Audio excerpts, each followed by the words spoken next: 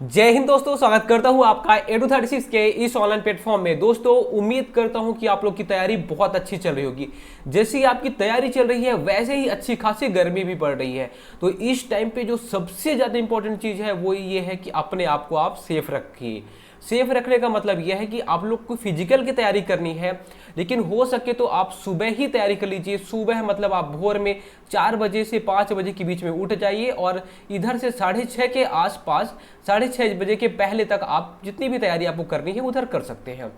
उसके बाद फिर आप इधर शाम को आपको 6 बजे के बाद ही ग्राउंड में जाना है। ऐसा इसलिए बोल रहा हूँ कि इस टाइम पे लू चलते रहता है इन दोनों के बीच में, जो 6:30 बजे शाम के बाद से सुबह के बाद से शाम को 6 बजे के पहले तक इस टाइम पे गर्मी बहुत ज़्यादा रहती है। तो आपको हो सकता है कि कुछ कुछ प्रॉब्लम हो जाए हेल्थ रिलेटेड, इसलिए अपने आप को सेफ रख के चलिए। आप पहले मान लीजिए कि 100% एफर्ट लगा रहे थे अपने फिजिकल के लिए। इस टाइम पे जब तक गर्मी है ज़्यादा टाइम तक नहीं रहेगी, 1 हफ्ते से 10 दिन के बीच में ही गर्मी रहेगी।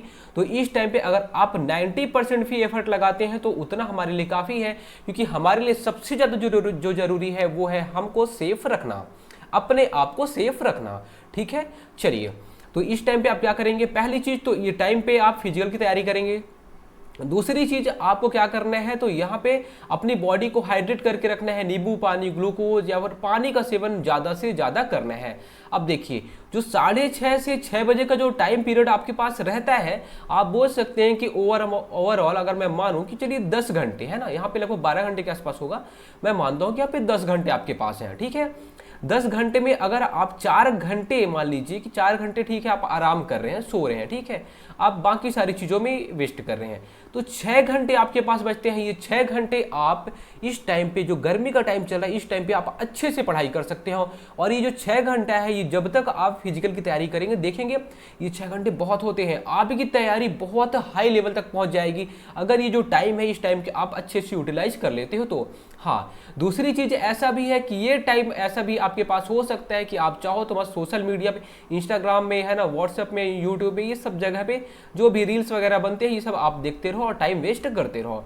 तो आपके पास दो चीज़ें हैं, अगर आप ये जो 6 घंटे अगर आप अच्छे से पढ़ लेते हो, क्योंकि आप फिजिकल की तैयारी तो इस टाइम पे कर नहीं पाओगे, तो सीधी सी बात है आपके पास ऑप्शन क्या है, पढ़ाई करने का। तो आप या तो पढ़ लो या तो फिर टाइम वेस्ट कर लो और अपना फ्यूचर बर्बाद कर लो। दो चीज़ें हैं, आपके ऊपर डिपेंड करता है आप क्या करना चाहते हैं। चलिए, आज का जो हमारा टेस्ट है वो मॉक टेस्ट नंबर 3 है, तीसरा मॉक टेस्ट है। टोटल कितने क्वेश्चन आने वाले हैं हमारे टेस्ट में, तो 50 क्वेश्चन आने वाले हैं। अब आपको करना क्या है, तो पहले के टेस्ट के जैसे ही आपको 1 से लेके 50 तक नंबरिंग कर लेनी है, और जो भी आपको सही आंसर लगे वैसे ही आप वहां पे लिख लेंगे ABCD। जो भी आपको सही लगे उस पर आप टिक कर सकते हैं, या फिर आप उसको लिख सकते हैं कि फर्स्ट का A होगा, सेकंड का B हो गया, ऐसे आप लिख सकते हैं। फिर आपको बताना क्या है लास्ट में कि हमारे कितने क्वेश्चन यहाँ पे राइट हुए हैं। ठीक है, जो आज का क्वेश्चन है वो थोड़ा सा टफ है, क्योंकि आजकल जो लेवल है क्वेश्चन का, जो भी एग्जाम हो उसमें थोड़े से टफ क्वेश्चन की ओर सब लोग बढ़ रहे हैं। तो टफ क्वेश्चन हल्के से पूछे जा रहे हैं, एकदम टफ क्वेश्चन नहीं रहेंगे, मॉडरेट क्वेश्चन आज आपको देखने को मिलने वाले हैं। देखिए, जो आज क्वेश्चन रहेंगे वो क्वेश्चन आप बोलोगे तो पूरे के पूरे जो क्वेश्चन है वो इंडियन जीके के रहेंगे। किसके? इंडियन जीके के। उसमें आप देखोगे 10 क्वेश्चन ज्योग्राफी के हैं, 10 क्वेश्चन हिस्ट्री के हैं, 10 क्वेश्चन इकोनॉमिक्स के हैं, 10 क्वेश्चन साइंस के हैं, और जो 10 क्वेश्चन है वो है पॉलिटी के। ठीक है, टोटल कितने क्वेश्चन हो गए? 50 क्वेश्चन। जो अगला टेस्ट आने वाला है, तो अगले टेस्ट में जो 50 क्वेश्चन आएंगे वो केवल और केवल छत्तीसगढ़ से रहेंगे। छत्तीसगढ़ में वही हिस्ट्री हो जाएगा, ज्योग्राफी हो जाएगा, है ना, जो इकोनॉमिक सर्वे होता है, इकोनॉमिक्स वाली चीज़ें हो जाएंगी, है ना, फिर पॉलिटी वाला चीज़ हो जाएगा। तो छत्तीसगढ़ से भी हम लोग कैसे टोटल 50 क्वेश्चन अगले टेस्ट में हम लोग देखने वाले हैं। देखिए, जो आज का टेस्ट है वो इंपॉर्टेंट इसलिए है क्योंकि लोग छत्तीसगढ़ बस ही पढ़ते रहते हैं। लोगों को लगता ही नहीं कि हमारे 40 से 50%, सॉरी 50 to 60%, अगर मैं बोलूं 50 से 60% के बीच में जो हमारे क्वेश्चन आने वाले हैं वो इंडियन जीके के क्वेश्चन आएंगे। आप 2018 का एग्जाम पेपर आप देख सकते हैं, जो 2018 का पेपर है आप देखोगे 50 से 55 क्वेश्चन के आसपास इंडियन जीके के आए थे। तो लोग केवल और केवल छत्तीसगढ़ बस पढ़े हैं। तो अब आपको यहाँ से ये एनालाइज करना जरूरी हो जाएगा कि हमारे इंडियन जीके में क्या कौन सा सब्जेक्ट वीक है। अगर इकोनॉमिक्स के 10 क्वेश्चन है तो आपसे कितने बन पा रहे हैं, अगर हिस्ट्री के 10 क्वेश्चन है तो आपसे कितने बन पा रहे हैं, ज्योग्राफी के हैं तो कितने बन पा रहे हैं। सारा चीज आप खुद एनालाइज करोगे, क्योंकि देखिए खुद को खुद से ज्यादा कोई नहीं जान सकता, ठीक है। तो अपने आप को ही एनालाइज करना है, देखना है कि यार मेरा कौन सा सब्जेक्ट वीक है, किसमें मुझे अच्छे से मेहनत करने की अभी जरूरत है। क्योंकि आपके पास जो मैंने 6 घंटे बताया, ये 6 घंटे में आप मेहनत कर सकते हो, चीजों को इंप्रूव कर सकते हो, अभी आपके पास टाइम है। चलिए आज का पहला क्वेश्चन देखिए, कनिष्क किस वंश से संबंधित थे, चाल, पल्लव, कुषाण या फिर मौर्य वंश। कनिष्क जो थे वो किस वंश से संबंधित थे बताइए। इसका जो राइट आंसर हो जाएगा वो हो जाएगा ऑप्शन सी, कुषाण वंश। चीनी यात्री हुएनसांग किसके शासनकाल में भारत आया था, कीर्तिवर्मन, पुलकेशिन द्वितीय या फिर हर्षवर्धन विक्रमादित्य। बताइए चीनी यात्री हुएनसांग किसके टाइम पे भारत आया था। इसका जो राइट आंसर हो जाएगा वो हो जाएगा ऑप्शन सी, हर्षवर्धन। जातक कथाएं से संबंधित है, सिख धर्म किससे संबंधित है, जो जातक कथाएं हैं वो कौन से धर्म से संबंधित है, सिख धर्म, बौद्ध धर्म, जैन धर्म या फिर हिंदू धर्म। इसका जो राइट आंसर हो जाएगा वो हो जाएगा ऑप्शन बी, बौद्ध धर्म। देखिए टोटल शुरू की जो 10 क्वेश्चन रहेंगे वो पूरे के पूरे हिस्ट्री के आपको मिलने वाले हैं, ठीक है। चलिए उसके बाद आज का हमारा ये चौथा क्वेश्चन, राजतरंगिणी के लेखक कौन है, कालिदास, चंद्रबरदाई, जयदेव या फिर कल्हड़। राजतरंगिणी जो बुक लिखी गई थी उसके लेखक कौन थे। इसका जो राइट आंसर हो जाएगा वो हो जाएगा ऑप्शन डी, कल्हड़। किस सम्राट ने अपनी राजधानी दिल्ली से दौलताबाद स्थानांतरित की थी, कौन से सम्राट थे जो कि दिल्ली से दौलताबाद अपनी राजधानी ट्रांसफर किए थे, फिरोज शाह तुगलक, अलाउद्दीन, मोहम्मद बिन तुगलक या फिर मोहम्मद गोरी। बताइए इसका जो राइट आंसर हो जाएगा वो हो जाएगा ऑप्शन सी, मोहम्मद बिन तुगलक। प्लासी के युद्ध में ब्रिटिश ईस्ट इंडिया कंपनी के सैन्य दल का नेतृत्व किसने किया था। जो प्लासी का युद्ध हुआ था कब हुआ था, तो बोलोगे आप 1757 में हुआ था, ठीक है। तो ईस्ट इंडिया कंपनी के सैन्य दल का नेतृत्व किसने किया था, नविल चेम्बरलन या फिर रॉबर्ट क्लाइव, एलन कनिंघम या फिर जेम्स अलेक्जेंडर। बताइए इसका जो राइट आंसर हो जाएगा वो हो जाएगा ऑप्शन बी, रॉबर्ट क्लाइव। 1916 का लखनऊ समझौता किसके बीच हुआ था, भारतीय राष्ट्रीय कांग्रेस और ब्रिटिश सरकार, नरमपंथी और चरमपंथी, भारतीय राष्ट्रीय कांग्रेस और इंडिया मुस्लिम लीग, ब्रिटिश सरकार और ऑल इंडिया मुस्लिम लीग। जो 1916 का लखनऊ समझौता है किसके किसके बीच में हुआ था। इसका जो राइट आंसर हो जाएगा वो हो जाएगा ऑप्शन सी, भारतीय राष्ट्रीय कांग्रेस और इंडिया मुस्लिम लीग। स्वदेशी आंदोलन कब शुरू हुआ था, 1921, 1847, 1881 या फिर 1905। स्वदेशी आंदोलन कब शुरू हुआ था। इसका जो राइट आंसर हो जाएगा वो हो जाएगा option D, 1905। Hindustan socialist Republican association की स्थापना किसके द्वारा की गई थी। इसे हम क्या बोलते हैं, HSRA, ठीक है। हिंदुस्तान सोशलिस्ट रिपब्लिकन एसोसिएशन की स्थापना किसके द्वारा की गई थी, सुभाष चंद्र बोस, विनायक दामोदर सावरकर, जयप्रकाश नारायण या फिर भगत सिंह। बताइए इसका जो राइट आंसर हो जाएगा वो हो जाएगा ऑप्शन डी, भगत सिंह। ये हम लोग के क्या छत्तीसगढ़ सब इंस्पेक्टर में आया हुआ क्वेश्चन है।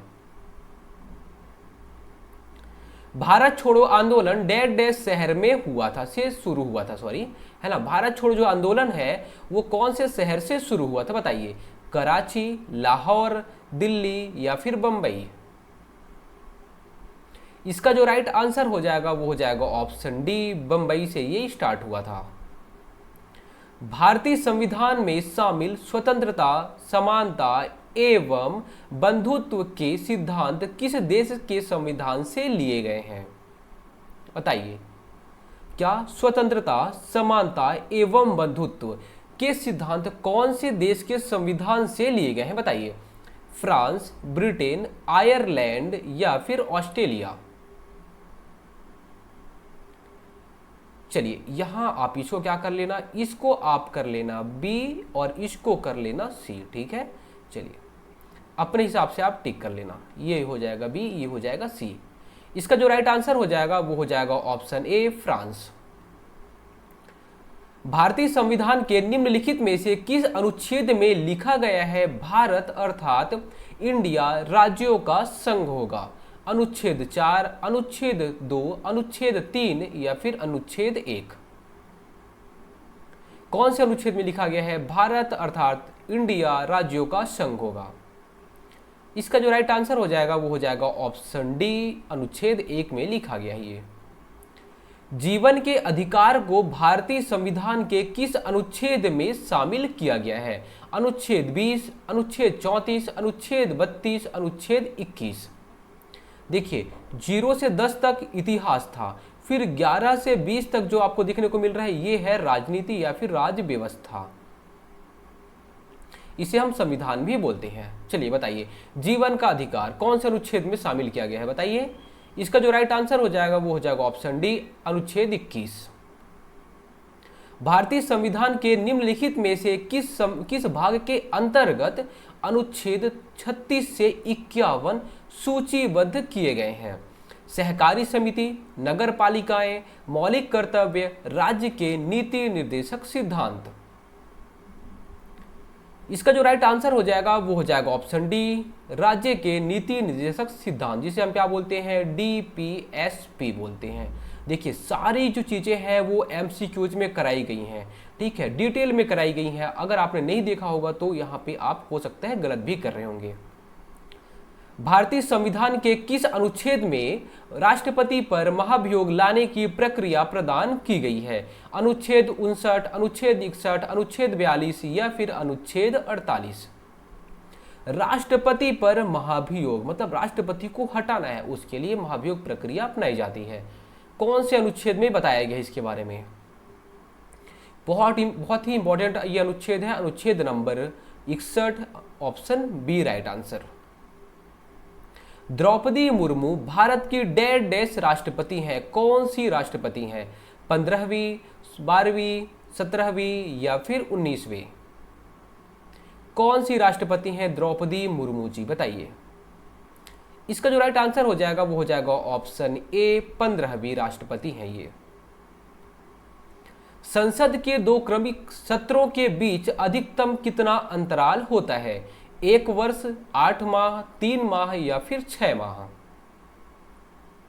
मतलब संसद का मान लीजिए ये बैठक हुआ पहले, है ना, बजट सत्र आ गया, उसके बाद मान लीजिए कि यहाँ पे क्या मानसून सत्र आ रहा है, ठीक है, फिर उसके बाद शीतकालीन सत्र आता है, ठीक है, अलग अलग सत्र आते हैं। मान लीजिए ये बजट सत्र हो गया, फिर मानसून सत्र आ गया, ये दोनों के बीच में कितना डिफरेंस होना चाहिए? 2 सत्रों के बीच में कितना डिफरेंस होना चाहिए? तो कितना? ऑप्शन डी, 6 माह। राज्यसभा के सदस्यों की अधिकतम स्वीकार्य संख्या है, मतलब राज्यसभा में अधिकतम कितने मेंबर हो सकते हैं? 260, 225, 250 या फिर 300? इसका जो राइट आंसर हो जाएगा वो हो जाएगा ऑप्शन डी। अरे सॉरी, यहाँ पे क्या हो गया है, ये सी हो गया है और ये यहाँ पे डी हो जाएगा, ठीक है। तो आप क्या करेंगे, सी को राइट लगाएंगे, ठीक है। 250 यहाँ पे हो जाएगा, ऑप्शन में यहाँ पे टाइपिंग मिस्टेक हो गया है, ठीक है। तो 250 राइट आंसर हो जाएगा। प्रधानमंत्री श्री नरेंद्र मोदी जी लोकसभा में किस स्थान का प्रतिनिधित्व करते हैं? बड़ोदरा, अहमदाबाद, वाराणसी या फिर मणिनगर? नरेंद्र मोदी जी का लोकसभा कहां से वो इलेक्शन लड़ते हैं लोकसभा का बताइए। इसका जो राइट आंसर हो जाएगा वो हो जाएगा option C, Varanasi. Supreme court के न्यायाधीशों की सेवानिवृत्ति मतलब उनकी जो लास्ट है, मतलब उनका क्या, सेवा से छुटकारा वाला, है ना, रिटायरमेंट की बात हो रही है। तो रिटायरमेंट की उम्र है कितनी? किसके? सुप्रीम कोर्ट के जो न्यायाधीश होते हैं या जो जज होते हैं, वो जज की रिटायरमेंट की उम्र कितनी है? 65 साल, 67 साल, 66 साल या फिर 70 साल? इसका जो राइट आंसर हो जाएगा वो हो जाएगा ऑप्शन ए, 65 साल। जॉर्ज, अब देखिए यहाँ 20 क्वेश्चन हमारे हो गए थे, ठीक है। अब हम किसके बारे में बात करेंगे? तो अब हम ज्योग्राफी के क्वेश्चन देखने वाले हैं। यहाँ आपको 21 से लेके 30 क्वेश्चन आपको ज्योग्राफी के देखने को मिलने वाले हैं। चलिए, जॉर्ज लेमेंतेयर होता है, जॉर्ज लेमेंतेयर का संबंध किस क्षेत्र से जुड़ा है? बिग बैंग या फिर महाविस्फोट का सिद्धांत, या फिर विद्युत धारा की खोज से, या फिर डीएनए अम्ल की खोज से, या फिर सौर प्रणाली की खोज से। यहाँ पे हर में खाज खाज हो गया, खाज नहीं खोज होता है, ठीक है। तो जॉर्ज लेमेंतेयर का संबंध किस क्षेत्र की खोज से है, बताइए क्या चीज उन्होंने बताया था? इसका जो राइट आंसर हो जाएगा वो हो जाएगा option A, big bang theory या फिर महाविस्फोट का सिद्धांत इन्होंने बताया था। निम्नलिखित में से कौन सी वस्तु सूर्य के चारों ओर परिक्रमा करती है? ग्रह, सैटेलाइट, तारा या फिर आकाशगंगा, जिसे हम गैलेक्सी बोलते हैं। बताइए सूर्य के चारों ओर कौन परिक्रमा करता है? इसका जो राइट आंसर हो जाएगा वो हो जाएगा ऑप्शन ए, ग्रह। जितने भी ग्रह होते हैं, टोटल कितने ग्रह हैं अभी हमारे सूर्य में, सौरमंडल में, तो बोलोगे आप 8 ग्रह हैं। कितने? 8 ग्रह हैं, ठीक है। बाकी सारी चीजें हमने पहले ही एमसीक्यूज में कंप्लीट कर ली हैं। भारतीय मानक समय IST ग्रीनविच माध्य समय डैश डैश से आगे है।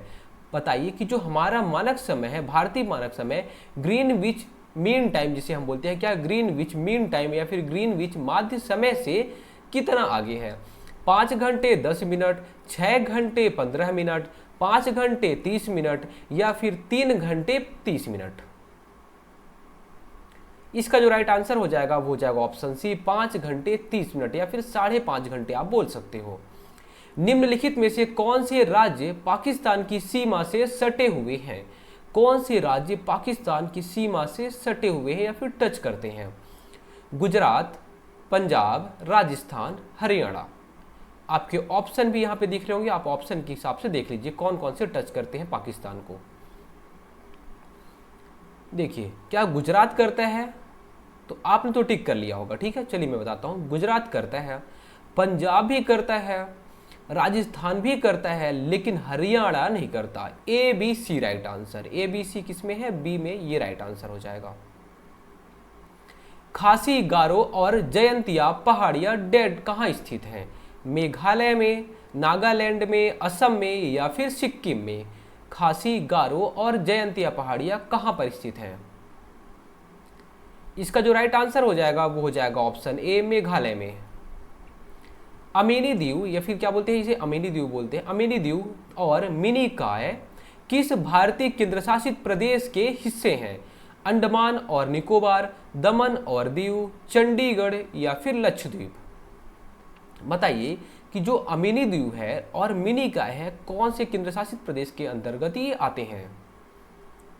इसका जो राइट आंसर हो जाएगा वो हो जाएगा ऑप्शन डी, लक्षद्वीप।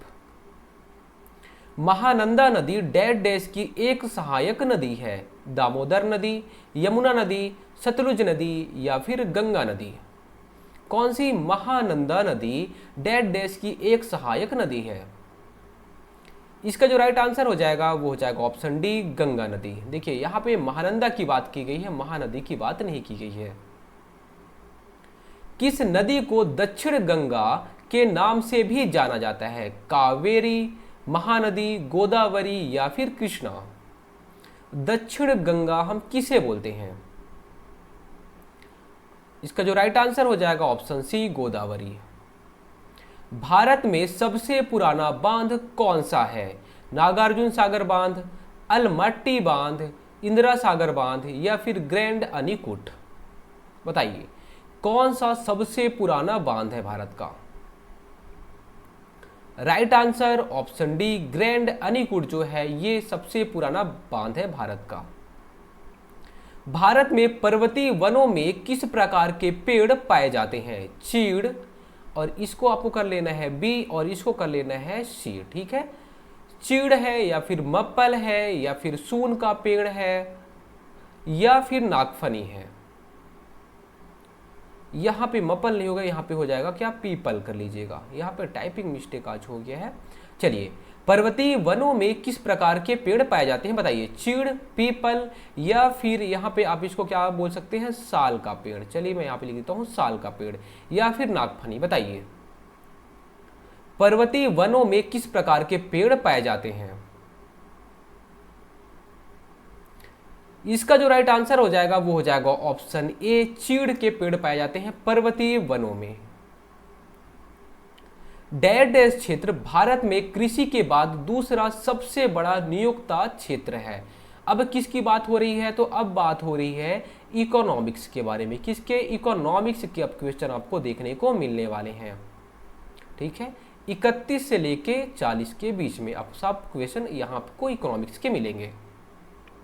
कौन सा क्षेत्र ऐसा है जो कि कृषि के बाद, देखिए सबसे पहली बात तो देखिए हमारे भारत के 50 से 55% लोग ऐसे हैं जो कि कहीं ना कहीं खेती से जुड़े हुए हैं। उसके बाद कौन सा ऐसा क्षेत्र है जहां पे लोगों को ज़्यादा रोजगार मिलता है? रसायन, खनन, दूरसंचार या फिर वस्त्र। इसको भी आप बी कर लीजिएगा और इसको भी सी कर लीजिएगा। ठीक है, इसका जो राइट आंसर हो जाएगा वो हो जाएगा ऑप्शन डी, वस्त्र। सबसे ज्यादा लोग कृषि में रोजगार करते हैं, उसके बाद वस्त्र में। भारतीय रिजर्व बैंक की स्थापना कब हुई थी? अप्रैल 1945, अप्रैल 1936, अप्रैल 1935, अप्रैल 1948। आरबीआई की स्थापना कब हुई थी ये आपको बताना है, बताइए। इसका जो राइट आंसर हो जाएगा वो हो जाएगा ऑप्शन सी, अप्रैल 1935। 1 अप्रैल 1935 को इसकी स्थापना होती है। जिस दर पर आरबीआई बैंकों को ऋण देती है, कौन? आरबीआई जो है वो मान लीजिए एसबीआई को ऋण दे दी है ना, आईडीएफसी को ऋण दे दी, तो जिसको ये जिस दर पर, जिस रेट पर ये ऋण देती है उसे क्या कहा जाता है? Repo rate, cash reserve rate, liquidity rate या फिर रिवर्स रेपो रेट। आरबीआई बैंकों को ऋण देती है उसे हम क्या बोलते हैं? ऑप्शन ए, रेपो रेट बोलते हैं। जब यही बैंक, मान लीजिए आरबीआई के पास पैसा कम है तो क्या करेगा? आरबीआई लोग से मांगेगा? ऐसा होता नहीं है। लोग वो क्या करते हैं, वो लिक्विडिटी को मेंटेन करने के लिए ऐसा करते हैं। ठीक है, तो जब इन्फ्लेशन वगैरह आती है तो उसको मेंटेन करने के लिए आरबीआई कुछ कुछ कदम उठाता है। तो क्या बोलेगा, तो ये अगर एसबीआई से मान लीजिए वो पैसा मांग रहा है, बोल रहा है आईडीएफसी वालों से पैसा ले रहा है, उसे क्या बोलते हैं? तो जो ये इंटरेस्ट ये लोग लगाते हैं उसे हम बोलते हैं रिवर्स रेपो रेट। उल्टा कर रहे हैं। सोचिए आरबीआई इतनी बड़ी संस्था है, जो छोटे छोटे मोटे बैंक अगर क्या लोन देंगे इसको तो क्या होगा? सीधी सी बात है, उल्टा काम हो रहा है। तो रिवर्स रेपो रेट आरबीआई इन लोग को देगा तो रेपो रेट। भारत में धूसर क्रांति या फिर ग्रे रिवॉल्यूशन का संबंध निम्न में से किससे है? कोयला उत्पादन, कच्चा तेल उत्पादन, सरसों उत्पादन या फिर उर्वरक उत्पादन। धूसर क्रांति जिसे ग्रे कलर हम बोलते हैं, ग्रे वाली क्रांति, बताइए उसका संबंध किससे है? ऑप्शन बी यहां पे होगा, ऑप्शन सी यहां पे होगा। चलिए बताइए धूसर क्रांति कौन सा राइट आंसर होगा? इसका जो ऑप्शन डी है वो राइट आंसर हो जाएगा। धूसर क्रांति का संबंध उर्वरक से है। निम्न में से कौन सा एशिया का पहला स्टॉक एक्सचेंज है? National stock exchange, Tokyo stock exchange, Bombay stock exchange या फिर संघाई स्टॉक एक्सचेंज। कौन सा एशिया का पहला स्टॉक एक्सचेंज है? इसका जो राइट आंसर हो जाएगा वो हो जाएगा option C, Bombay stock exchange Asia का पहला स्टॉक एक्सचेंज है। भारत की जनगणना 2011 के अनुसार भारत की जो जनगणना थी, जनगणना 2011 के अनुसार जनसंख्या घनत्व भारत का कितना है? 382 व्यक्ति प्रति वर्ग किलोमीटर या फिर 353 व्यक्ति प्रति वर्ग किलोमीटर या फिर 402 व्यक्ति प्रति वर्ग किलोमीटर या फिर 428 व्यक्ति प्रति वर्ग किलोमीटर। इसका राइट आंसर कौन सा हो जाएगा? ऑप्शन ए, 382 व्यक्ति प्रति वर्ग किलोमीटर पे है। भारत हैवी इलेक्ट्रॉनिक्स लिमिटेड, जिसे हम क्या बोलते हैं? भेल बोलते हैं। भेल एक कंपनी है, कैसी कंपनी है? राजरत्न कंपनी है, महारत्न कंपनी है, नवरत्न कंपनी है या फिर मिनी रत्न कंपनी है? Bharat heavy electronics limited. इसका जो राइट आंसर हो जाएगा वो हो जाएगा ऑप्शन बी, महारत्न कंपनी। महारत्न कंपनी टोटल अभी कितनी है तो बोलोगे आप? 13 कंपनियां महारत्न कंपनी है अभी आज के टाइम में। भारत में सबसे ज्यादा खेती किस फसल की जाती है? राई, गेहूं, यहाँ पे गेहूं हो जाएगा, मक्का या फिर चावल। बताइए सबसे ज्यादा खेती कौन सी फसल की होती है? राइट आंसर ऑप्शन डी, चावल की खेती सबसे ज्यादा होती है हमारे भारत में। भारत में श्वेत क्रांति का जनक किसे कहा जाता है, किसे माना जाता है? एम एस स्वामीनाथन, वर्गीज कुरियन, इंदिरा गांधी या फिर अरुण कृष्णन। श्वेत क्रांति का जनक किसे कहा जाता है? 50% लोग यहीं पे गलत कर दिए होंगे, बोले होंगे स्वामीनाथन। यहाँ पे श्वेत क्रांति पूछ रहा है, श्वेत क्रांति के जो जनक है वो है वर्गीज कुरियन। एम एस स्वामीनाथन किसके हैं? तो हरित क्रांति के हैं, हरित क्रांति के हैं। श्वेत क्रांति मतलब दुग्ध उत्पादन में बढ़ोतरी के लिए जो क्रांति आई वो कौन लाया? तो वर्गीज कुरियन। हरित क्रांति मतलब खेती में जो खेती के उत्पादन में या फिर फसलों के उत्पादन में बढ़ोतरी के लिए एम एस स्वामीनाथन को हरित क्रांति का जनक कहा जाता है। मुद्रास्फीति के संदर्भ में सीपीआई का पूर्ण रूप क्या है? Consumer price index, capital price index, customer price index या फिर चैरिटी प्राइस इंडेक्स। बताइए सीपीआई हम किसे बोलते हैं, इसका फुल फॉर्म आपको बताना है। इसका जो राइट आंसर हो जाएगा वो हो जाएगा option A, consumer price index. Haemophilia एक आनुवांशिक विकार है जो कि क्या उत्पन्न करता है? क्या उत्पन्न करना है आपको बताना है। हीमोग्लोबिन स्तर में कमी, या फिर रुमेटी हृदय रोग करता है, या फिर डब्ल्यूबीसी में कमी करता है, या फिर रक्त का स्कंदन ना होना। जो हीमोफीलिया है उसमें क्या होता है बताइए आप। दोस्तों जब भी आप क्लासेस देखते हैं तो उस टाइप आपके पास ऑप्शन बहुत सारी चीज़ होती है, या तो आप लाइक करने का भी ऑप्शन होता है तो आप लाइक कर दिया करिए। उससे क्या होता है तो हमें मोटिवेशन मिलता है। ऐसा नहीं है कि हमें उससे पैसा मिल जाता है, या फिर अगर आप अपने दोस्तों तक शेयर करते हैं, कमेंट करते हैं अगर आप, तो वो सारी चीज़ों से हमें कुछ नहीं केवल और केवल मोटिवेशन मिलता है कि हाँ हम लोग आपके लिए ऐसे ही क्लासेस लाएं। ठीक है, तो आप कमेंट और लाइक कर दिया करिए, धन्यवाद, है ना। चलिए हीमोफीलिया बताइए, हीमोफीलिया क्या उत्पन्न करता है? इसका जो राइट आंसर हो जाएगा वो हो जाएगा ऑप्शन डी, रक्त का स्कंदन ना होना, मतलब रक्त नहीं जमता। अगर हीमोफीलिया हो जाएगा, हीमोफीलिया होता कैसे है तो ये अनुवांशिक विकार है। अगर मान लीजिए आपके फैमिली में किसी को हुआ होगा तो आपको भी हो सकता है हीमोफीलिया। उसमें क्या हो जाता है, मान लीजिए आपको चोट लग गई है तो जल्दी वो ब्लड नहीं जमेगा, है ना। उसके बाद देखिए निम्नलिखित में से कौन सा एक फल है? आलू, मूली, भिंडी, शकरकंद। कौन सा एक फल है बताइए। देखिए अब आपको साइंस के क्वेश्चन दिख रहे होंगे, ठीक है। लास्ट क्वेश्चन भी साइंस का था, 2 क्वेश्चन हमने देख लिए हैं साइंस के। तो जो इसका राइट आंसर हो जाएगा वो कौन सा हो जाएगा, कौन सा एक फल है तो बताइए। इसका जो राइट आंसर हो जाएगा वो हो जाएगा ऑप्शन सी, भिंडी एक फल है। ठीक है, भिंडी हम बोलते हैं भिंडी एक सब्जी है, लेकिन भिंडी एक फल होता है। ये दूसरा क्वेश्चन था किसका, साइंस का। तीसरा क्वेश्चन, निम्नलिखित विटामिन में से कौन सा शरीर में भंडारित नहीं होता? Vitamin A, vitamin C, vitamin D, vitamin E. बताइए कौन सा विटामिन जो कि शरीर में स्टोर नहीं होता।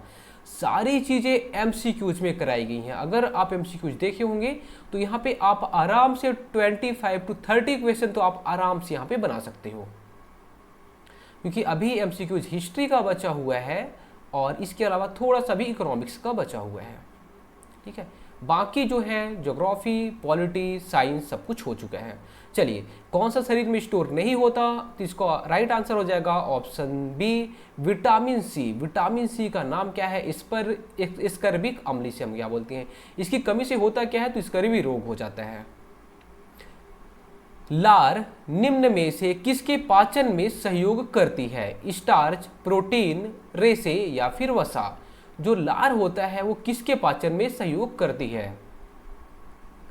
Right answer option A, starch. Starch के पाचन में सहयोग करती है। स्टार्च क्या बनाते हैं तो ये लार जो रहता है स्टार्च को माल्टोज बनाता है। लोहा जिससे प्राप्त किया जाता है वह क्या है? लोहा किससे प्राप्त किया जाता है बताइए।